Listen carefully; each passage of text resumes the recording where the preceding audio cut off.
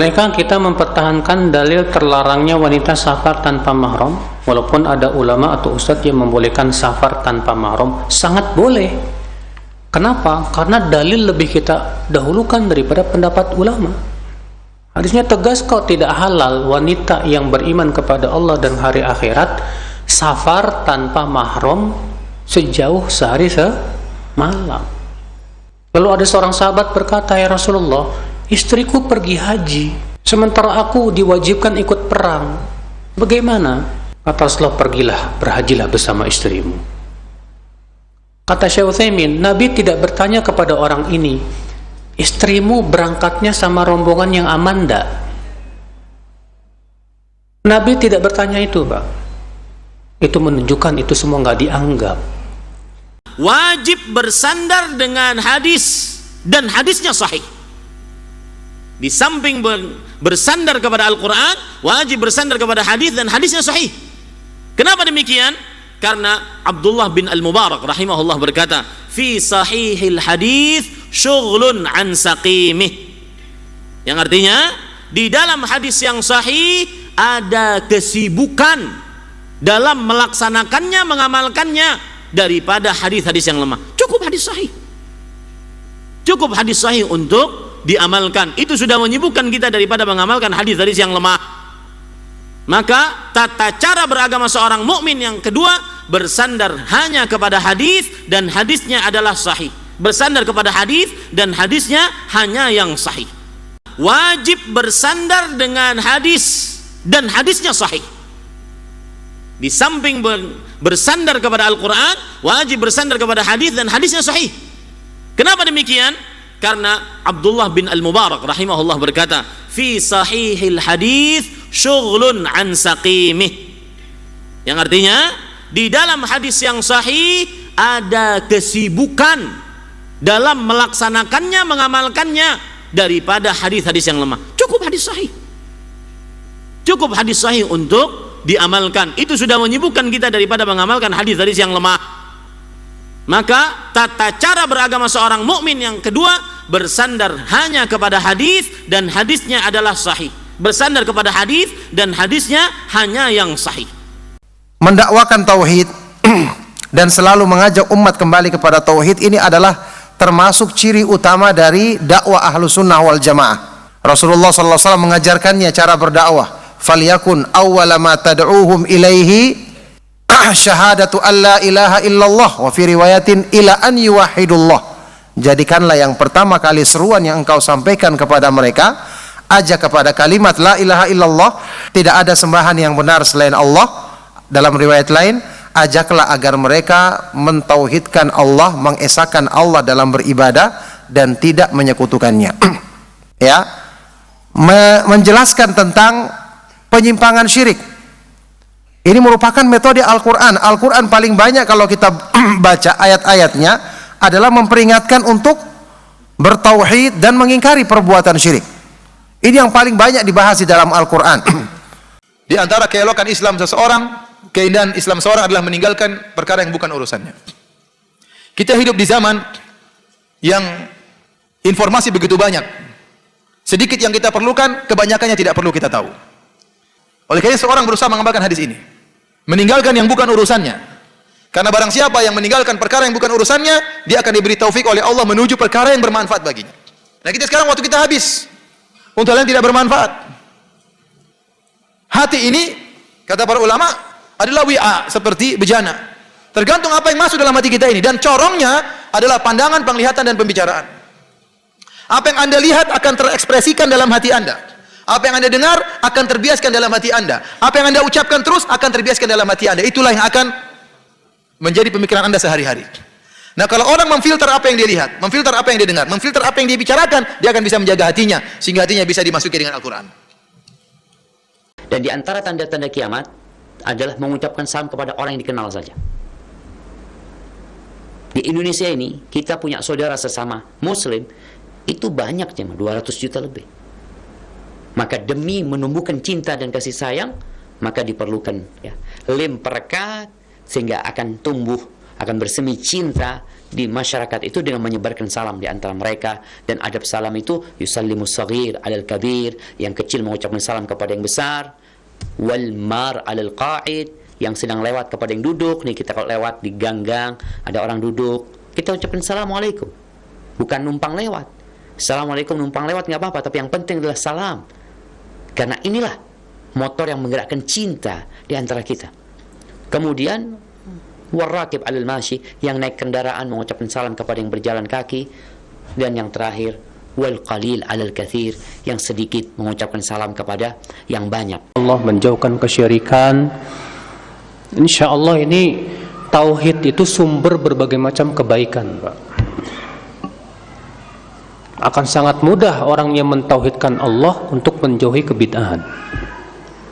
Tapi kalau dia tauhidnya masih nggak benar, masih jatuh kepada kesyirikan, masih sulit juga untuk meninggalkan apa? Kebid'ahan. Maka orang yang tauhidnya lurus, insya Allah biidznillah dia akan tinggalkan itu.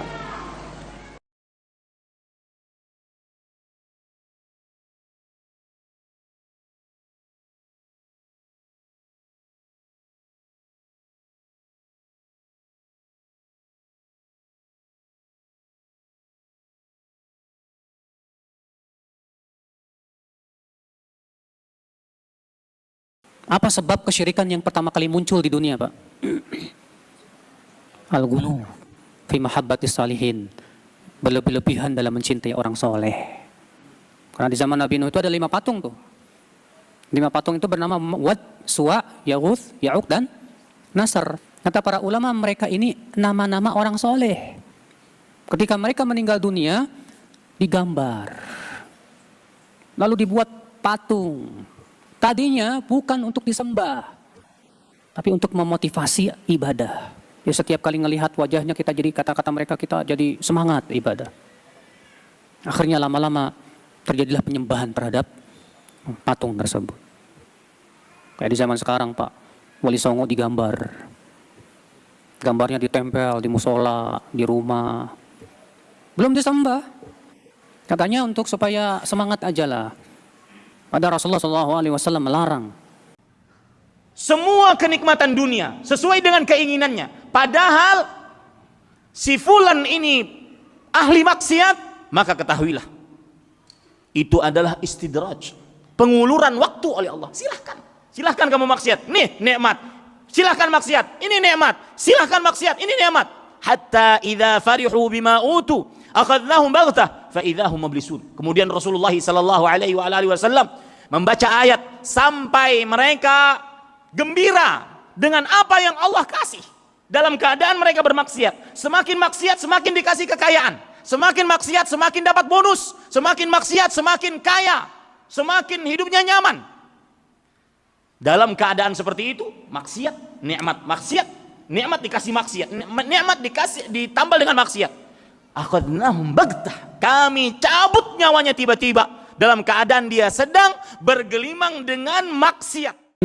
Seseorang merayakan tahun baru dengan melakukan perbuatan-perbuatan yang terlarang dalam syariat, tasyabbuh dengan orang-orang Yahudi dan Nasrani, menghambur-hamburkan uang dengan membakar petasan, mengganggu orang-orang yang sedang tidur, itu bukanlah perkara yang disyariatkan dalam Islam.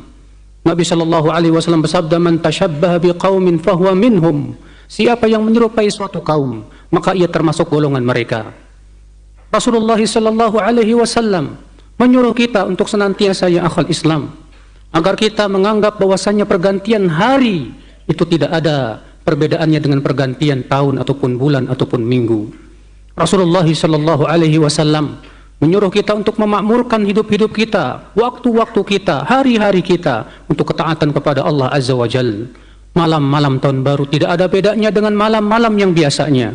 Pernahkah kita mendengar Rasulullah SAW merayakan tahun baru? Pernahkah kita para sahabat? Karena sholat itu modal. Orang kalau sudah meninggalkan sholat, udah nggak ada modal lagi, Pak. Rasulullah ditanya oleh seorang sahabat, ya Rasulullah, saya punya tetangga rajin sholat malamnya, tapi kalau pagi hari mencuri. Gimana itu? Malamnya tahajud, paginya apa? Maling. Apa kata Rasulullah? Kelak sholatnya akan mencegah perbuatan itu. Karena Allah mengatakan, inna sholata tanha 'anil fahsya'i wal munkar. Sholat itu mencegah dari perbuatan keji dan Nah, ketika kita mendakwahi teman kayak gini nih, kita harus pikirkan modal dia untuk bisa berubah dulu, Pak. Itu sholat. Sholat 5 waktu. Jangan paksa dia langsung harus kamu kajian, harus gini. Berat buat dia. Makanya kata Ibnu Qayyim rahimahullah dalam kitab Fawaid ya, ketika kamu mendakwahi para pecinta dunia dan para ahli dunia, jangan kamu dakwahi untuk meninggalkan dunianya, berat buat dia. Tapi suruh dia untuk meninggalkan maksiat kepada Allah Azza wa Jalla. Udah nggak apa-apa kamu ngaji online, yang penting kamu istiqomah, ukhti. Dan jangan lupa sholat 5 waktu. Subhanallah, orang yang hatinya terpaut dengan masjid, dia mencintai masjid, dia rindu kepada masjid, dijadikan oleh Allah pada hari kiamat, diberikan oleh Allah pada hari kiamat naungan, di mana di hari itu kita sangat membutuhkan naungan Allah Azza wa Jalla. Allah Subhanahu wa taala pun memberikan janji yang besar bagi mereka yang membangun rumah ini, yaitu masjid, yaitu dengan sebuah rumah di surga. Allah berfirman, "Man bana lillahi masjida, banallahu lahu baitan fil jannah." Barang siapa yang membangun masjid, Allah akan bangunkan untuknya sebuah rumah di dalam surga. Dalam satu ayat yang lain, walau kamafhasi qutatin, walaupun ia membangunnya hanya sebesar sangkar burung saja. Subhanallah, saudaraku seiman. Kalau kita tak memberikan untuk mereka itu sajian-sajian, penghuni marah, nanti kita akan kena bencana musibah. Jadi bagaimana yang kau buat? Kita buatlah sesaji, Ustaz. Kita hantarkan ke tengah laut, kita sembelih kepala kerbau, kita buang. Inilah kesyirikan. Subhanallah. Menyembelih itu ibadah. Siapa yang mengatakan Allah? Sembelihlah untuk Allah. Allah mengatakan dalam Quran, "Qul inna salati wa nusuki." Katakan Muhammad, sesungguhnya salatku dan sembelihanku, wa mahyaya, dan hidupku, wa mamati, dan matiku lillah, untuk Allah semua. Jangan sembarang-sembarang menyembelih. Takut didatangi hantu, didatangi gundurwo, didatangi kuntilanak, kuntilma. Subhanallah. Sekarang ini banyak orang sedekah terang-terangan. Kadangkala memang sedekahnya untuk bikin konten ya. Banyak orang ya dia ingin dapat subscriber tambahan, dia ingin tetap eksis di media sosial, sehingga dia ketika sedekah dia membantu orang lain, ada kamera yang senantiasa mengikuti, kemudian ada pemberitaan di berita-berita. Subhanallah. Boleh enggak? Sedekah terang-terangan boleh, kata Nabi, kata Allah Azza wa Jalla. In tubdus sadaqat fa ni'mahi. Kalau kalian sedekah terang-terangan itu baik. Wa in tukhfuha. Nih dengerin. Wa in tukhfuha, sedekah terang-terangan baik asalkan ikhlas. Tidak ada niat riya, tidak ada berharap pujian, tidak ada berharap sanjungan, tidak untuk memuaskan syahwatnya karena dia sudah sedekah, sudah dilihat oleh orang. Enggak. Wa in tukhfuha wa tu'tuha al-fuqara, kalau kalian menyembunyikannya, menyembunyikan sedekahnya dan diberikan kepada orang-orang yang fakir, orang-orang yang membutuhkan, fahuwa khairul lakum, itu lebih baik buat kalian. Rizkimu itu nggak akan berkurang karena engkau perlahan-lahan. Enggak. Dan rizkimu juga nggak akan bertambah karena engkau melelahkan dirimu. Ini iman dengan takdir. Sebelum kau lahir, rizkimu sudah dicatat. Sebelum penciptaan langit dan bumi ini, rizkimu sudah ditetapkan. Maka tugas kita, ya jalanin sebabnya. Jangan malas. Tapi juga jangan terburu-buru. Karena kita lihat berapa banyak tabrakan, peristiwa-peristiwa yang tidak menyenangkan disebabkan terburu-buru. Rizkimu nggak akan nambah karena engkau terburu-buru. Nggak akan. Dan rizkimu nggak akan berkurang karena engkau lambat. Itu kalau bicara rizki. Makanya kadang-kadang kita lihat, Masya Allah, ada orang yang terburu-buru, malah kecelakaan, habis rizkinya. Ada orang yang telat ya, datangnya mungkin ada urusan ini dan itu. Tapi kalau sudah rizki, ya udah siapa. Kadang-kadang seorang hamba ingin, dia berangan-angan, ya Allah, seandainya aku ini kaya, kok aku tidak seperti fulan, ya, dia banyak hartanya. Lalu bisa jadi ketika seorang yang mengeluh itu, ya, yang melihat orang lain, ya, dia kok banyak rezekinya, aku kok sedikit. Bisa jadi kalau dia diberikan oleh Allah Ta'ala rezeki yang banyak, dia akan melampaui batas. Dia akan durhaka pada Allah Ta'ala. Dia akan lupa kepada Allah Ta'ala. Bisa jadi demikian. Ya. Maka hikmah dibalik itu semuanya besar. Ketika Allah membagi-bagikan rezekinya kepada hamba-hambanya. Dan Allah mengukur rezeki itu kepada hamba-hambanya. Sesuai dengan hikmah Allah Ta'ala. kita harus yakin betul bahwa itulah yang terbaik yang Allah berikan kepada kita. Sehingga kita akan senantiasa mensyukuri nikmat Allah. في بيوت أذن الله أن ترفع ويذكر فيها اسمه يسبح له فيها بالغدو والآصال رجال لا تلهيهم تجارة ولا بيع عن ذكر الله وإقام الصلاة وإيتاء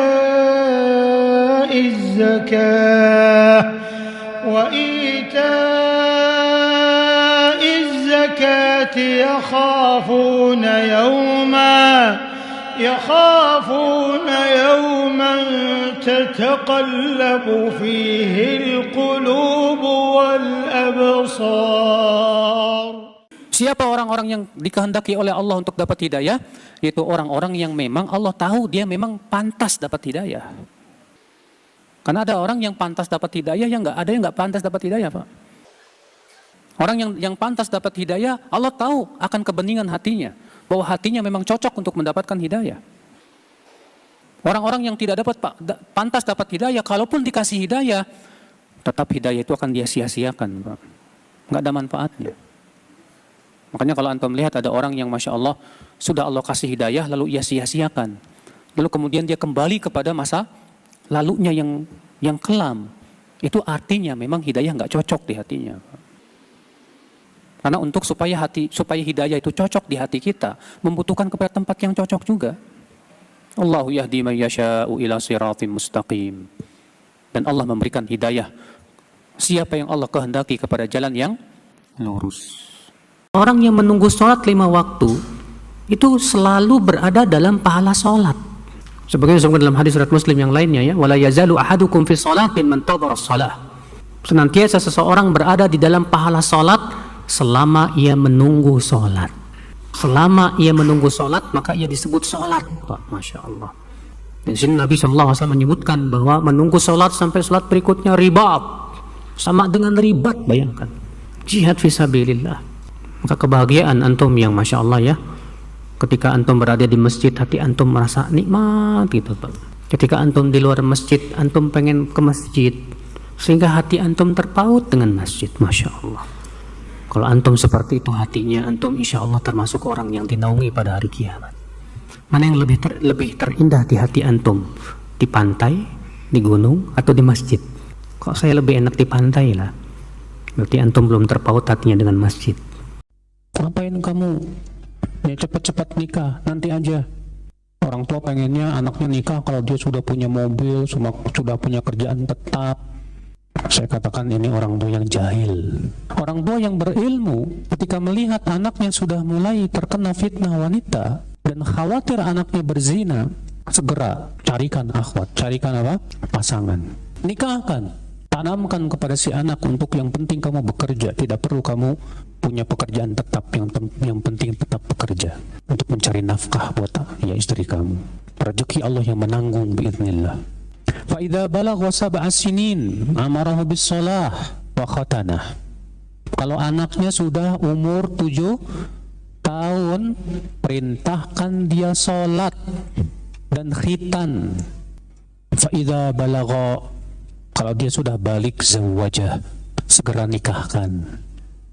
Ada 7 orang yang akan Allah berikan naungan pada hari kiamat, di mana tidak ada naungan kecuali naungan Allah Subhanahu wa taala.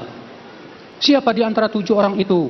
Rajulun qalbuhu mu'allaqun bil masajid, yaitu orang yang hatinya terpaut dengan masjid. Subhanallah, orang yang hatinya terpaut dengan masjid, dia mencintai masjid, dia rindu kepada masjid, dijadikan oleh Allah pada hari kiamat, diberikan oleh Allah pada hari kiamat naungan, di mana di hari itu kita sangat membutuhkan naungan Allah Azza wa Jalla. Allah Subhanahu wa taala pun memberikan janji yang besar bagi mereka yang membangun rumah ini, yaitu masjid, yaitu dengan sebuah rumah di surga. Allah berfirman, "Man bana lillahi masjida, banallahu lahu baitan fil jannah." Barang siapa yang membangun masjid, Allah akan bangunkan untuknya sebuah rumah di dalam surga. Dalam satu ayat yang lain, "Walau kamafhasi qutatin walaupun ia membangunnya hanya sebesar sangkar burung saja. Subhanallah, saudaraku seiman. Bisa jadi lebih berat penyakitnya daripada perokok aktif. Berarti dia memberikan mudarat untuk dirinya sendiri dan bahkan kepada orang lain. Bahkan para ulama mengatakan siapa yang meninggal dunia karena rokoknya, ia telah bunuh diri.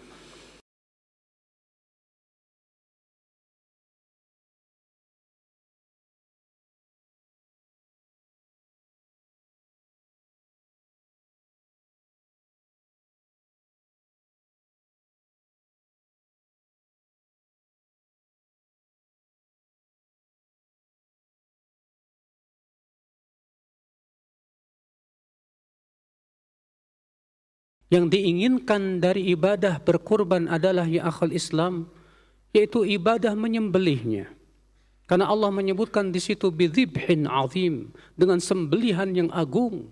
Berarti ya akhal Islam, ibadah yang paling besar daripada ibadah kurban adalah ibadah menyembelihnya.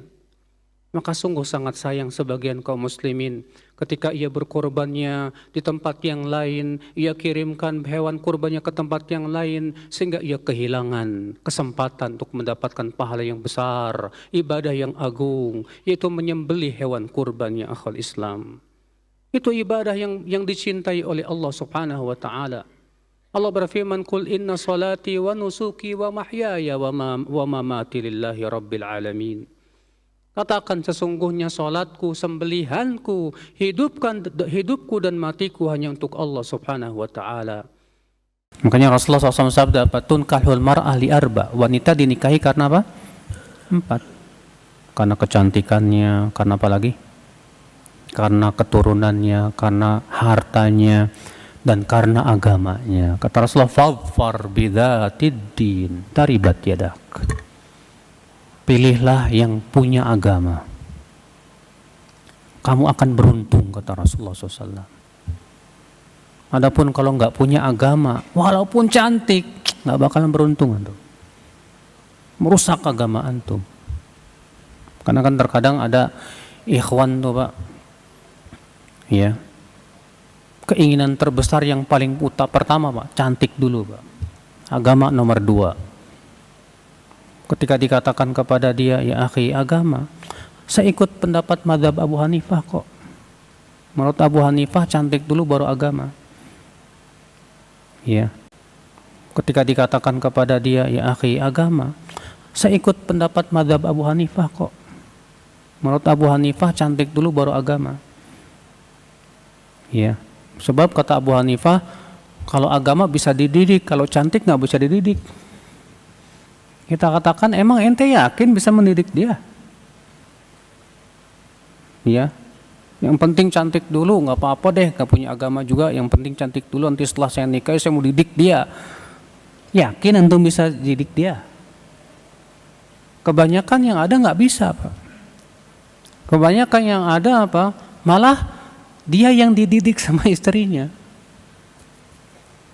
Nah itulah yang akal Islam. Makanya Rasulullah menyuruh cari yang punya agama. Itu dulu nomor 1. Setelah dia punya agama baru cantik, ya nggak masalah gitu loh. Ya alhamdulillah kalau dapat dua-duanya. Ketika si fulan minjem duit ke saya, contohnya 50.000. Lalu dia bilang ke saya, nanti saya bayar 70.000. Termasuk riba enggak?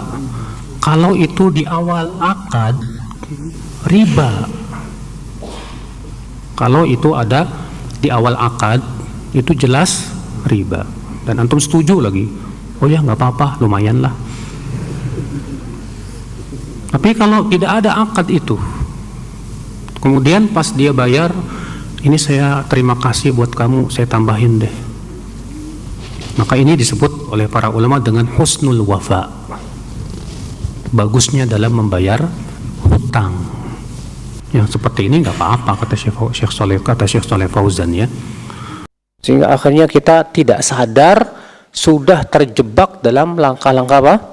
Jerat-jerat setan. Na'udzubillah, nasallallahu salamata wal afiyah. Makanya Allah mengatakan, wala tattabi'u khutuwati syaitan. Jangan kamu ngikuti langkah-langkah apa? Setan.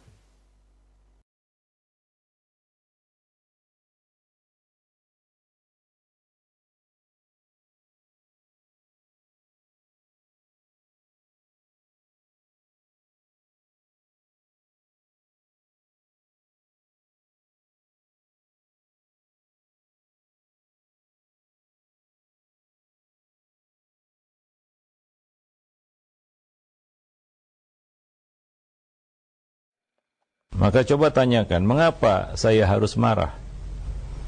Apa yang saya inginkan dalam mendidik anak? Apa tujuan saya? Sudahkah saya ikhlas hanya mengharap pahala Allah Subhanahu wa taala? Coba tanyakan itu kepada hati kita. Maka dalam mendidik anak ini perlu keikhlasan, merawat, mendidik anak dengan penuh ketulusan dan niat ikhlas semata-mata mengharap ridha Allah Subhanahu wa taala. Capek memang, tapi ketika kita ingat pahala di sisi Allah yang berat dan membuat capek itu akan menjadi ringan kita pikul. Wallahu a'lam bissawab. Ya. Aduh Ustaz, kalau gitu saya nggak menuntut ilmu deh, takut nggak bisa ngamalin. Nah, ini jadi talbis iblis nih Bu. Kalau kita jadi orang bodoh, nggak paham ilmu, kita bakal jadi kayak binatang ternak. Allah mengatakan apa? Sungguh kami telah menciptakan untuk neraka jahanam penduduk-penduduknya. Mereka punya hati, kata Allah, tapi tidak digunakan untuk memahami ayat-ayat Allah. Mereka punya mata, tapi tidak digunakan untuk melihat ayat-ayat Allah. Mereka punya telinga, tapi tidak digunakan untuk mendengarkan ayat-ayat Allah. Ternyata mereka tidak mau menggunakan hatinya, matanya, telinganya untuk menuntut ilmu. Apa jadinya kata Allah? Mereka bagaikan binatang ternak. Bahkan lebih sesat dari binatang ternak. Jadi kalau kita nggak menuntut ilmu, salah juga. Kita menuntut ilmu dan tidak mengamalkan ilmu, salah juga. Jadi yang benar gimana dong? Kita menuntut ilmu, kita berusaha mengamalkan ilmu. Kalau melihat satu perbuatan yang tidak ada sunnahnya dari Nabi yang mulia sallallahu alaihi wasallam dan para sahabat tidak pernah melakukannya, mereka mengatakan lau kana khairan lasabaquna ilaihi. Kalau memang perbuatan itu baik, tentu para sahabat telah mendahului kita mengamalkannya, karena tidak ada satupun amalan dalam Islam yang tidak diamalkan oleh para sahabat apabila itu telah ada keterangannya dari Nabi mereka yang mulia alaihi salatu wassalam. Lau kana khairan lasabaquna ilaihi. Karena para sahabat dipuji oleh Allah, diredhoi oleh Allah, Allah meredhoi mereka. Dan Nabi yang mulia sallallahu alaihi wasallam mencintai, meredhoi mereka. Karena keredaan Allah, karena Allah telah reda, tentu Nabi yang mulia sallallahu alaihi wasallam meredhoi mereka dan menyatakan mereka khairun nas, sebaik-baik manusia. Karena keimanan mereka, karena ketaatan mereka, karena amal mereka dan seterusnya. Orang yang bergaul dengan manusia, kata Rasulullah SAW, dan sabar menghadapi gangguan mereka, itu lebih baik, kata Rasulullah, daripada orang yang tidak bergaul dan tidak sabar menghadapi apa? Gangguan mereka. Mana yang paling kuat dari dua pendapat ini? Yang sahih, yang rajih, Pak. Tidak bisa kita mutlakan, namun disesuaikan dengan keadaan masing-masing orang. Ada orang yang kalau bergaul, Pak, mudah terwarnai, mudah terbawa. Maka yang seperti ini lebih baik nggak usah gaul. Artinya ia mengurangi apa? Pergaulan dengan banyak manusia. Ada orang kalau dia bergaul sama manusia apa? Dia bisa mengajak orang kepada kebaikan. Banyak orang dapat hidayah melalui tangannya. Maka orang seperti ini lebih baik apa? Bergaul. Nah sekarang kita masuknya yang mana nih Pak? Nah, saya mau Ustadz bergaulnya sama orang soleh saja. Masya Allah. Itu bagus. Saya takut kalau bergaulnya sama orang yang kurang soleh saya bisa terbawa. Bagus, itu untuk keselamatan agama kita. Berpegang teguh dengan sunnah itulah keselamatan. Jadi caranya antum saat ini belajar. Antum sudah tahu ilmu yang benar. Ketika ada orang berbuat salah, jangan sikapi, tanggapi dengan kesalahan. Hadapi dia dengan sunnah. Karena bid'ah tidak akan bisa dipadamkan dengan bid'ah. Bid'ah itu ketika muncul berpotensi untuk mematikan sunnah. Maka antum hidupkan sunnah supaya bid'ahnya yang jatuh. Makanya kita tidak melawan celaan dengan celaan. Kita tidak melawan kezaliman misalnya penguasa dengan ikut-ikut mengkritik mereka terang-terangan. Tidak. Tetap kita doakan mereka. Lau kanat li da'watun mustajabah ma ja'altuha illa li sultan, kata Imam Ahmad rahimahullah taala. Seandainya aku punya doa yang terkabulkan, aku tidak akan jadikan kecuali untuk berdoa bagi kebaikan penguasa. Padahal beliau disiksa sampai 3 khalifah, dipenjarakan. Ketika kita sering melihat aib orang, tugas kita menutupin aib tersebut dan bukan menyebarkannya. Man satara musliman satarahullah. Barang siapa yang menutup aib saudaranya, Allah akan menutup aib dia. Wa man tatabba'a awrata akhihi tatabba'a Allahu awratah. Wa man tatabba'a Allahu awratahu yafdahu wa in kana fi jawfi darihi. Atau kama qala Nabi SAW. Barang siapa yang mencari-cari kesalahan saudaranya, maka Allah akan ikutin semua kesalahan dia. Dan orang yang sudah Allah cari-cari kesalahannya, Allah akan bongkar kesalahan dia. Allah akan lecehkan dia walaupun dia sedang dalam rumah. Sebagian orang tua atau guru ya menampar anak muridnya pada bagian wajah. Nah, ini tidak dibenarkan. Apapun kesalahan anak itu, bagaimanapun kita marah ataupun jengkel. Karena terhadap musuh saja kita tidak boleh memukul wajah. Karena Nabi melarang, la tadribul wajah. Fa inna Allah khalaqa Adam ala suratihi. Janganlah kamu pukul wajah, karena Allah menciptakan Adam dengan bentuknya. Maka wajah itu satu yang mulia. Maka jangan dirusak, nggak boleh kita pukul. Hingga musuh sekalipun. Ya, bagian-bagian tubuh lainnya ini masih bisa disembunyikan. Tapi wajah bagaimana seseorang bisa menyembunyikannya? Karena suatu yang berada di hadapan, maka disebut wajah. Suatu yang ada di hadapan. Ya, maka hindari memukul wajah ini. Banyak orang yang ngeyel di atas maksiat, akhirnya ia malah mati di atas kekafiran. Bukankah Allah Subhanahu wa taala mengancam ya orang yang seperti itu? Allah berfirman dalam surat ya An-Nur, فَلْيَحْذَرِ الَّذِينَ يُخَالِفُونَ عَنْ أَمْرِهِ أَنْ تُصِيبَهُمْ فِتْنَةٌ أَوْ يُصِيبَهُمْ عَذَابٌ أَلِيمٌ.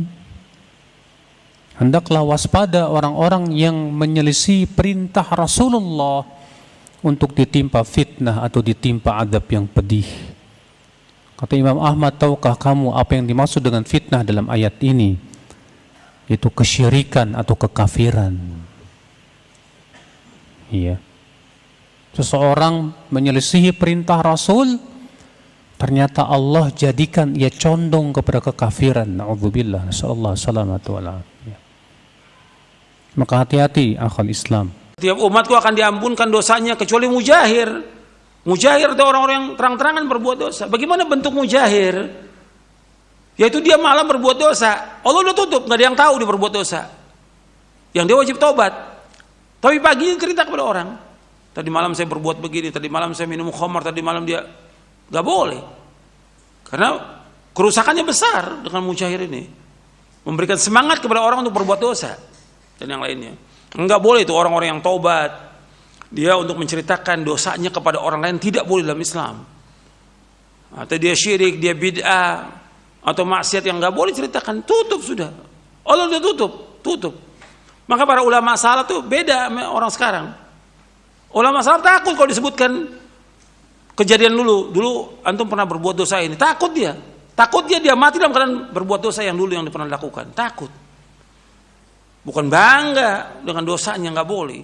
Dan ingat, dalam menuntut ilmu ada metode yang terbukti telah berhasil ditempuh oleh generasi sebelum kita.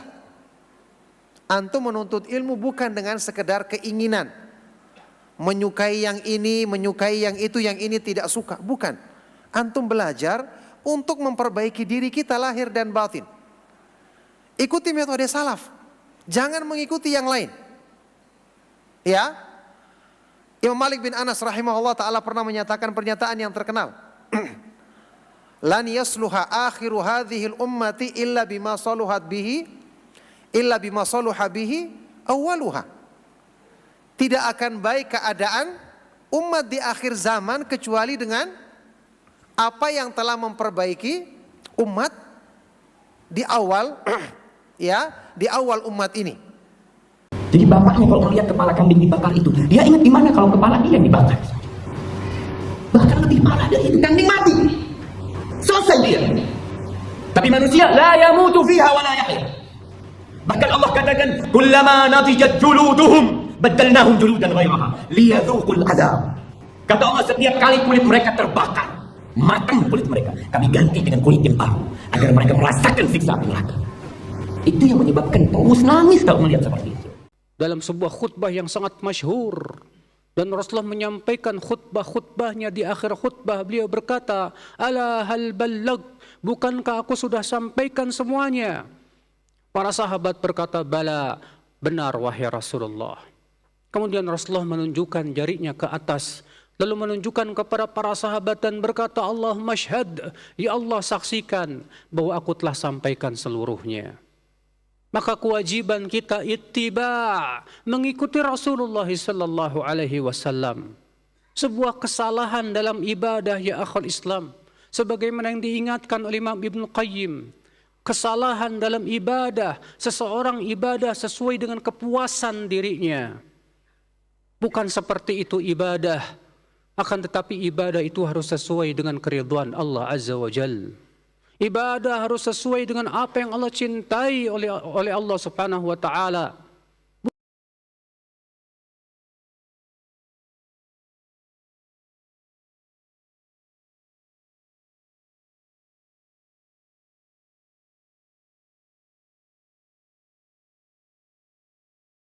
Bahkan ibadah pun kalau ternyata menyakiti orang lain dan mengganggu orang lain tidak diperkenankan. Imam Abu Daud meriwayatkan bahwasanya Rasulullah SAW masuk ke dalam masjid, didapati para sahabat sedang sholat masing-masing dan masing-masing mengeraskan suaranya sehingga mengganggu temannya. Maka Rasulullah SAW bersabda, "Ala inna kullakum munajin rabbah." Ketahuilah setiap kalian itu sedang bermunajat dengan Rabbnya.